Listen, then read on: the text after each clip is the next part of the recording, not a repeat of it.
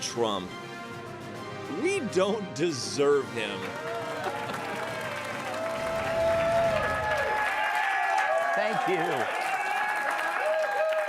Hold your applause until the next segment.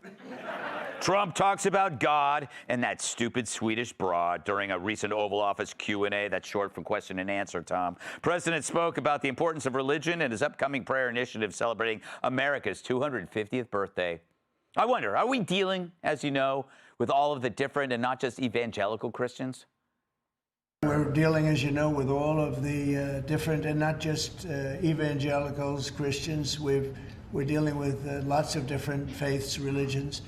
And I felt for a long time that, if a country doesn't have religion, doesn't have faith, doesn't have God, it's going to be very hard to be a good country. There's no reason to be good.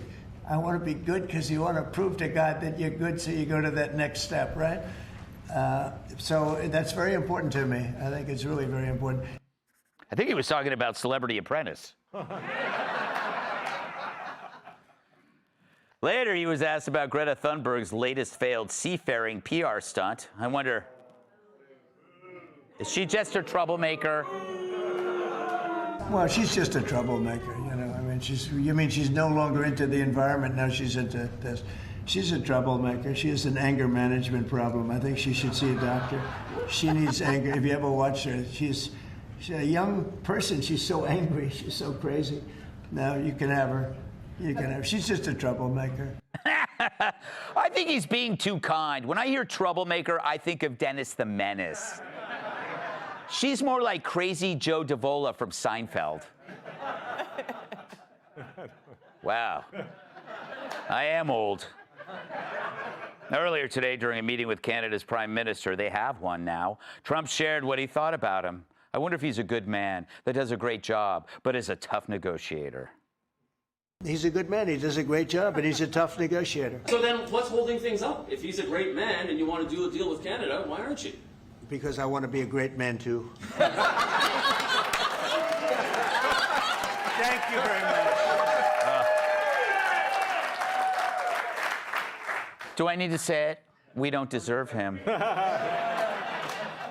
Elaine, a lot of stuff there. I love how the way he unites all the religions under one thing if we all want to go to heaven, which is pretty much a uniting thing. That's why we have confession. Yeah, exactly. Do you go to confession? Of course I go to confession. Oh, really? Are you Catholic? I am. Oh, good for you. And Greta Thunberg needs a new haircut. Yes, she does. What's up with the bangs? Yeah. I mean, Yeah. Greece likes bangs. Yeah, I know. It's pretty bad. So, what do you think of... During an Oval Office Q&A, President Trump speaks about religion, faith, and God as America approaches its 250th birthday. He says something simple but explosive. Without faith, without God, it's hard for a country to be good. Not just Christians, not just evangelicals, but all faiths. To Trump, belief isn't politics, it's a moral anchor holding society together. What are you laughing at, kids? What do you make of his take on religion? I think he's right. I mean, I think that, overall religion has been sort of the benchmark for keeping people in line, And there's no golden gates, there's no purgatory, there's nothing. If you're just bad, you just go right to hell. Yeah, you go right to Applebee's with the And view. you're right, we don't deserve him. We don't deserve We go right to Applebee's. Yes.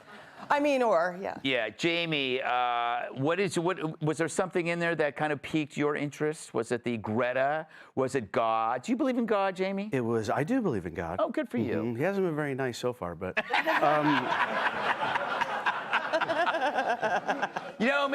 Maybe he is, and you just aren't aware of it. Yeah, I think that's what it... But my favorite part of the story was, like you mentioned, is Greta's haircut. I feel like the older she gets, the more she looks like when Adam Sandler dresses like a woman in his movies. Yeah. She's got the perfect name. Doesn't Greta Thunberg sound... Am I pronouncing it right? Yeah, you are Thunberg. It sounds like exactly who she is. Greta Thunberg is like you'd never hear like, oh, Greta Thunberg came over and gave us flowers. It's like it would be like if Joy Behar's name was Fatty McLeodlie.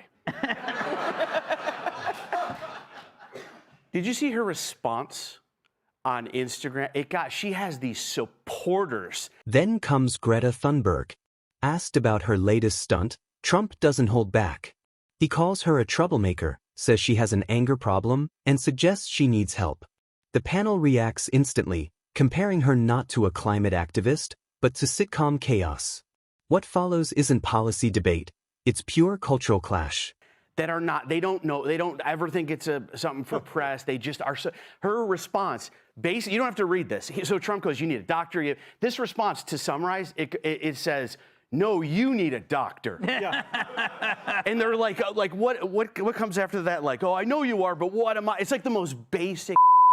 And they're clamoring, they're just clamoring behind it. And I don't know, and she, by the way, she started believing all this stuff when she was 8. Yeah. And I feel like no one's kind of come and gone.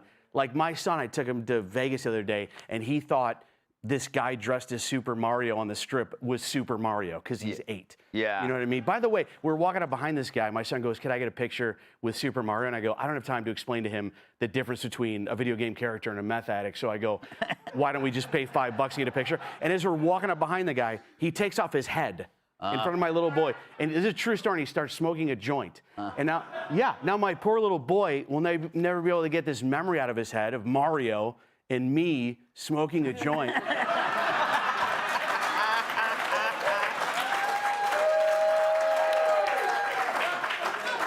Father of the Year. For Divorce Dads Monthly, you can get it with your AARP subscription. Kat, what if Jamie hits on something about like the popularity of Greta Thunberg? What if that is the left's Trump? What if The panel breaks down why Trump is so hard to fight.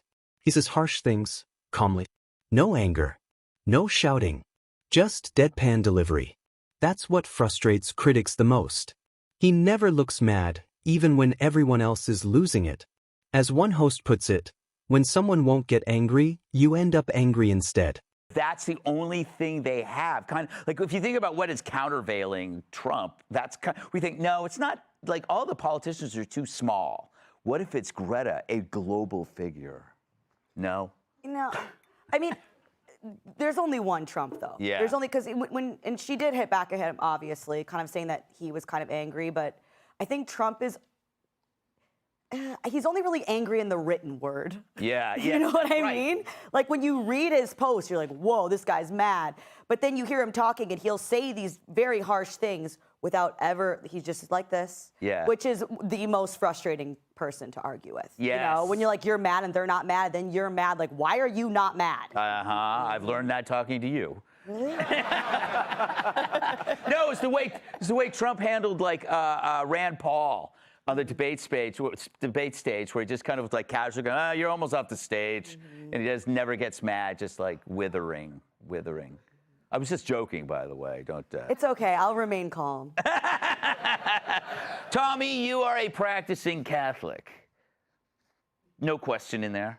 Just want to put. No, what do you make of Trump's kind of assessment of religion, morality, and society? It's very interesting, and I love the phrase. He has these profound phrases. Sometimes they're just kind of in the middle of his whole show, you know. And he said, without religion, without faith, without God. Next, Trump weighs in on Canada's Prime Minister.